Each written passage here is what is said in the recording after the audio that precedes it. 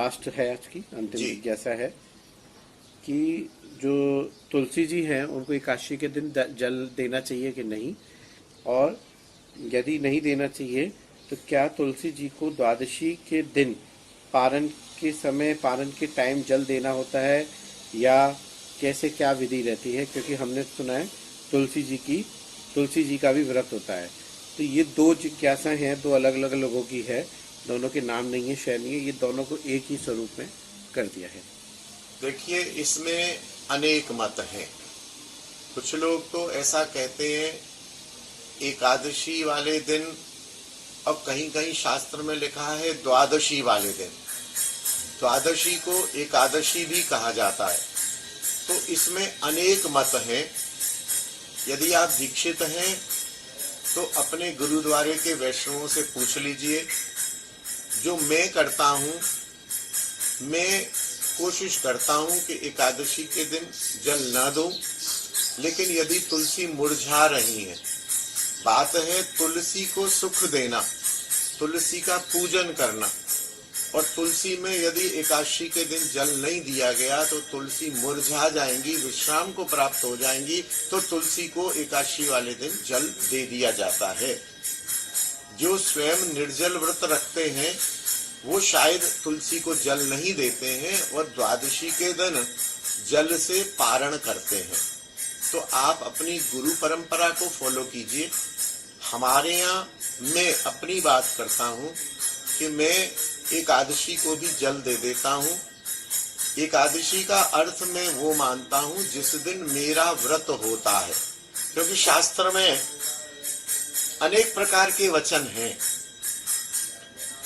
और सारे वचन कहने के बाद एक श्लोक लिखा हुआ है कि भगवत सेवा के लिए कोई विधि निषेध नहीं है। आप जब भी चाहें तुलसी चयन कर सकते हैं और जब भी चाहें जल दे सकते हैं।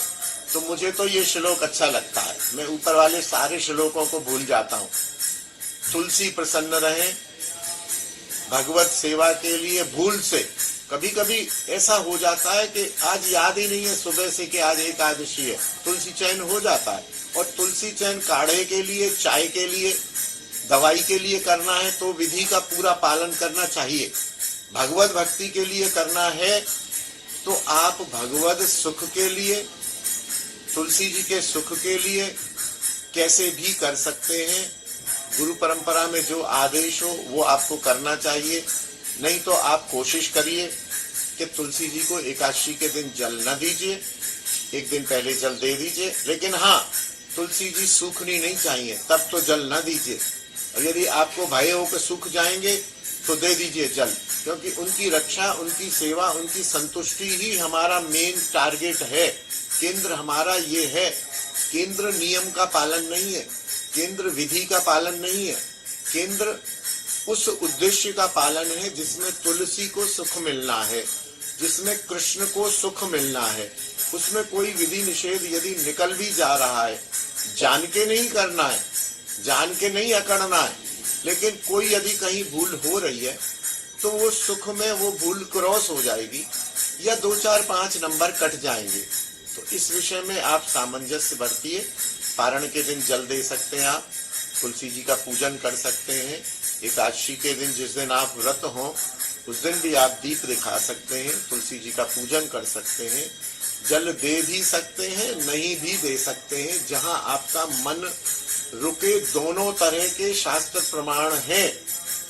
ये साधक की स्थिति पर है कि वो जल दे या ना दे, ये आपको सोचना है। और आपको गुरुदेव से, गुरु परंपरा से पूछना है। गुरु परंपरा नहीं है तो मैंने दोनों तीनों विकल्प आपको दे दिए। आपका मन जहां बैठे वैसा आप कर सकते हैं। जय श्री राधे, जय निताई। एकादशी एवं तुलसी जी के बारे में जानकारी करने के लिए वृंदावन से मंगवाइए बिच की तुलसी नामक ग्रंथ। संपर्क करें दिए गए नंबर पर।